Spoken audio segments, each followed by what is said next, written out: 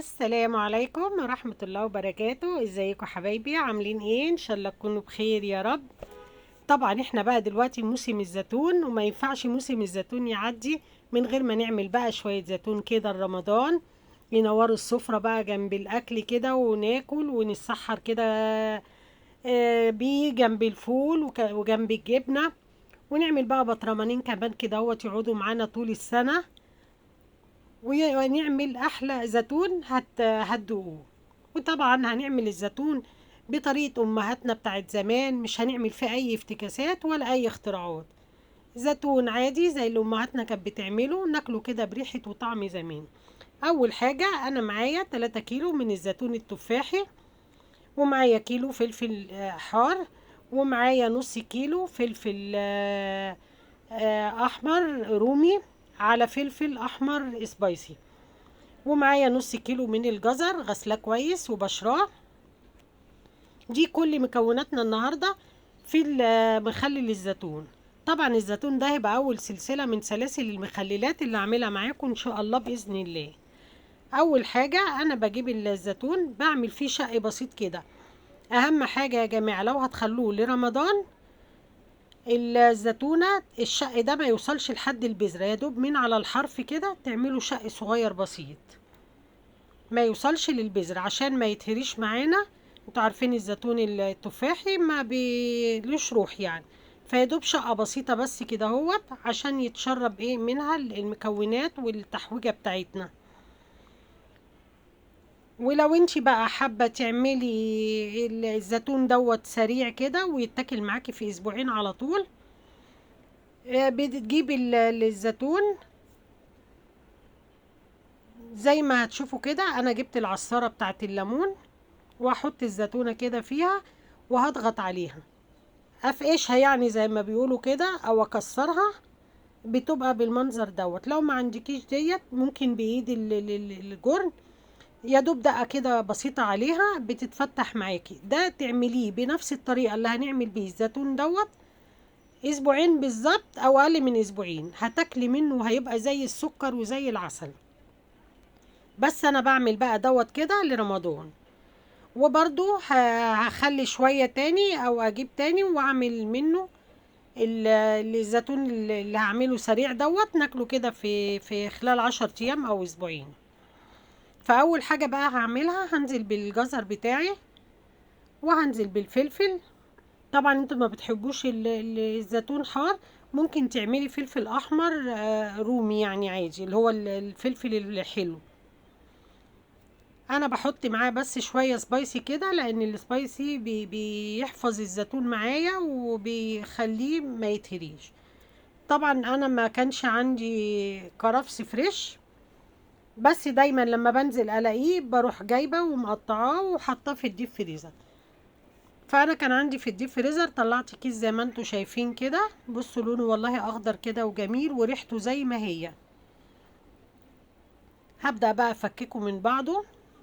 طبعا الطريقه دي بقى بتنفعني ايه في الازمات اللي زي دي، ان انا مش لاقيه كرفس اخضر، فرحت مطلعه كيس من دوت ونزلت بيه على الزيتون. طبعا ما ينفعش زيتون من غير كرفس، الكرفس ده اساسي في مكونات تخليل الزيتون. طبعا اقلب بقى الخلطه كلها كده مع بعضيها، كله يتشرب مع بعضه وكله ياخد من طعم بعضه. وطبعا الزيتون التفاحي زي ما انتوا عارفين، الزيتونه كده بتبقى شكل التفاحي، قصدي شكل التفاحه وبتبقى كده مدورة وجميلة. غير طبعا اللي الزيتون اللي هو العزيزي او العجيزي اللي بيقولوا عليه دوت، بتبقى مطولة شوية كده ولونها بيبقى غامق شوية. وزي ما انتوا شايفين انا قلبت بقى كل الخليط مع بعضه، وهجيب بقى البرطمانات بتاعتنا. البرطمانات طبعا مغسولة ومتعقمة كويس، وهبدأ بقى اعبي ايه الزيتون بتاعنا. اول حاجة انا بحط جزء كده من الفلفل الحار. طبعا انتي بتحبي الفلفل الحار هتزودي، ما مش بتحبه قوي الفلفل هتقللي الفلفل يعني، بس لازم تحطي كده كم قرن فلفل كده معاهم. الفلفل الحار برضو بيحافظ على الزيتون معانا. وهنبدأ بقى نحط جزء من الفلفل وشوية من الزيتون وشوية بقى من الخلطة بتاعتنا ديت، الجزر بقى والفلفل والحاجات ديت. طبعا احنا بنحب الفلفل المخلل مع الزيتون، فانا مزودة شوية. وهبدأ بقى ايه هكذا، يعني شوية من الفلفل وشوية من الزيتون لحد ما املأ البرطمان معايا زي ما انتوا شايفين كده.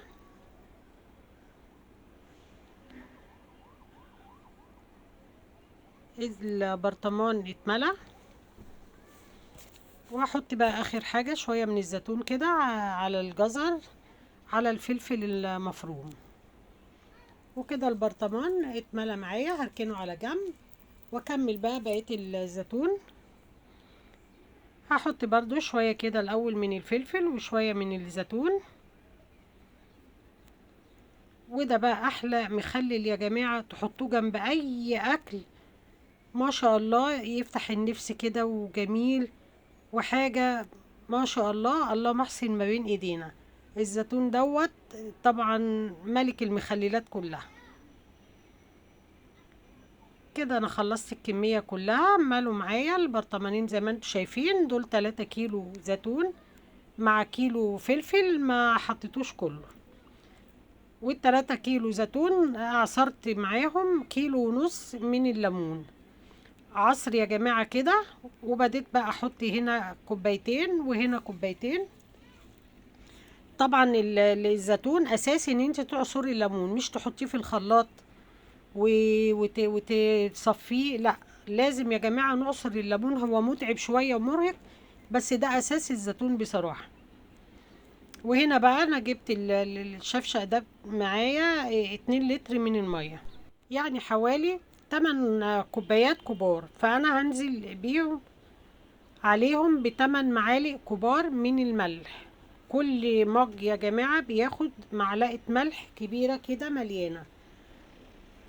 وهقلبهم كويس، ونزلت عليهم بمعلقة كمان من السكر. السكر ده برضو بيعتبر مادة حافظة للمخللات.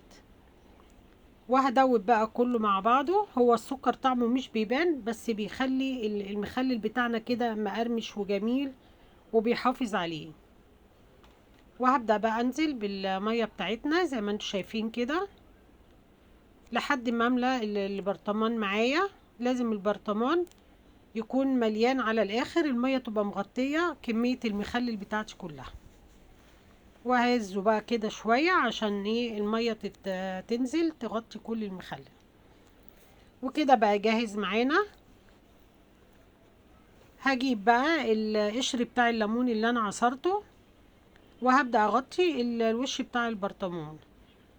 طبعا الليمون دوت بيحافظ بقى على المخلل من تحت، ما يدخلوش اي هوا ولا يريم معاكي ولا اي حاجة، وبيستوي نفس سوى الزيتون. ولما بنيجي نفتح عليه بناكل منه والله العظيم بيبقى اطعم واحلى كمان من الزيتون، لانه بيبقى واخد من طعم الزيتون واخد من طعم الجزر ومن طعم الفلفل، وبيبقى مستوي جميل جدا جدا. يعني مش بنرميه في الاخر، لا احنا بناكله وبيتخلل نفس الوقت اللي بيتخلل فيه الزيتون. وهغطي بقى وش البرطمان كله وبتأكد بقى ان المية واصلة لحد الاخر لما بضغط على وش البرطمان كده. وبعد كده بقى اخر حاجة بنزل بشوية من الزيت الذرة لاني ما كانش عندي بصراحة زيت زيتون. لو عندك زيت زيتون بيبقى اجمل واجمل طبعا. وطبعا الزيت دوت بيعمل مادة عازلة كده ما يخليش اي هوا تدخل للبرطمان. وكيس بقى تلاجة واغطي الوش كويس، لازم نقفله كويس ما يدخلوش اي هوا عشان يعيش معاكي وما يتهريش وما يريمش. وهنغطيه بقى ونقفله كويس. وهتاكلي احلى شوية زيتون مخلل بطعم وريحة زمان وطريقة زمان بكل تفاصيلها. ولو بقى الوصفة بتاعتي عجبتكم يا ريت لايك وشير، واللي ما اشتركش في قناتي يسعدني اشتراكه عشان يجيلكم كل جديد. وان شاء الله اقابلكم في وصفة تاني ونوع مخلل تاني بإذن الله. والسلام عليكم ورحمة الله وبركاته.